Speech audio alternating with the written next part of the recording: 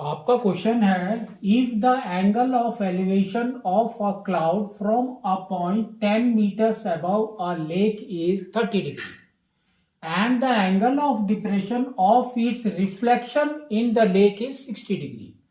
Find the height of the cloud from the surface of the lake. ठीक है, अब इसको समझो। इसने देखो क्या बोला है, angle of elevation of a cloud from a point 10 metres above a lake. Suppose ये आपका लेक है, लेक का सरफेस है, ठीक है। तो इसका 10 मीटर अबव, दैट मीन्स वो यहां पर कहीं पर खड़ा है, इसके ऊपर है ना। ये आपका टावर भी हो सकता है, कुछ भी हो सकता है, बिल्डिंग भी हो सकती है। तो ये आपका है 10 मीटर्स।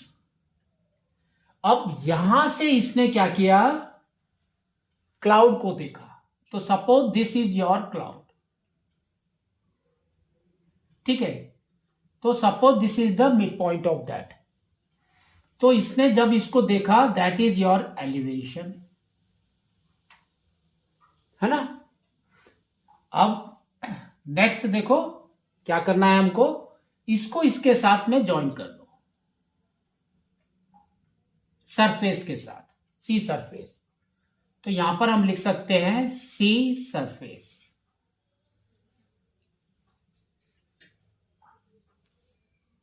नेक्स्ट आगे देखो इसने क्या बोला है, ये जो एंगल है that is 30 degree.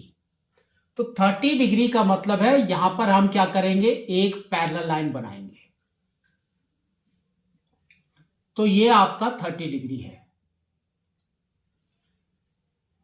Next, and the angle of depression of its reflection in the lake is 60 degree.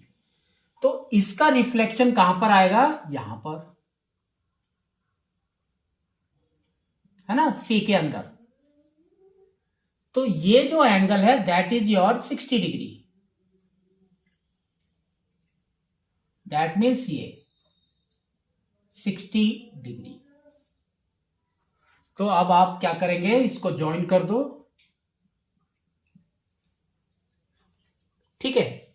Join कर दिया और यहां से आप एक लाइन खींचेंगे लाइक दिस।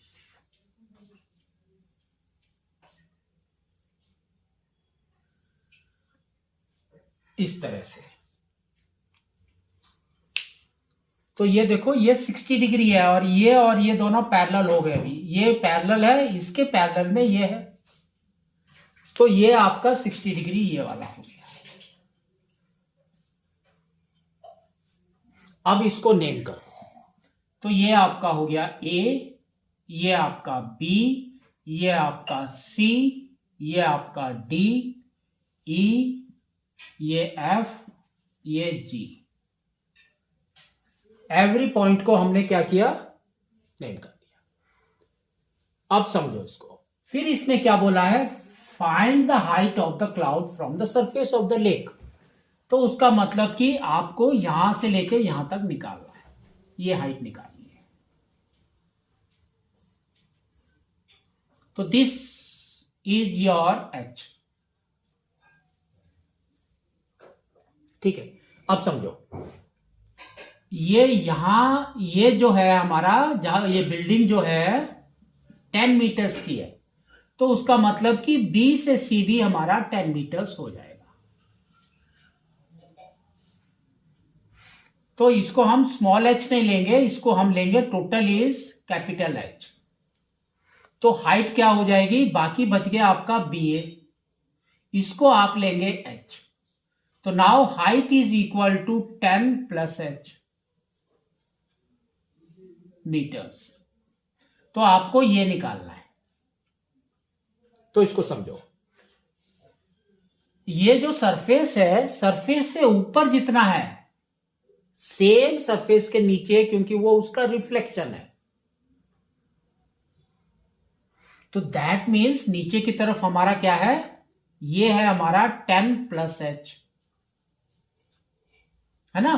सरफेस के ऊपर हमारा 10 प्लस एच है तो सरफेस के नीचे उसका जो इमेज है वो भी आपका 10+h ही होगा।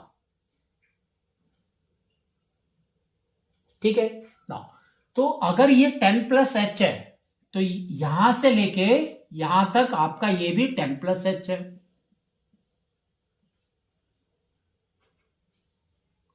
ठीक है, और ये देखो ये है आपका 10। Clear.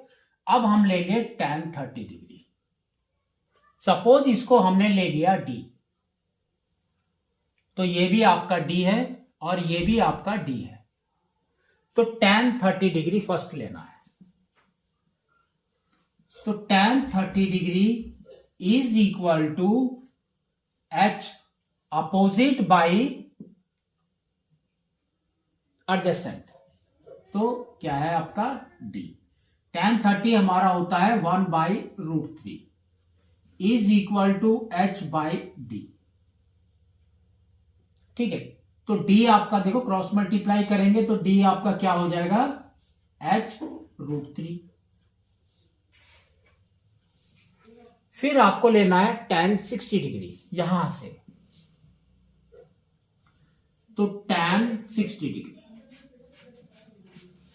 That is equal to, अब देखो इसका अपोजिट क्या है, ये फुल। तो ये है आपका 10 + 10 इज 20, 20 + h,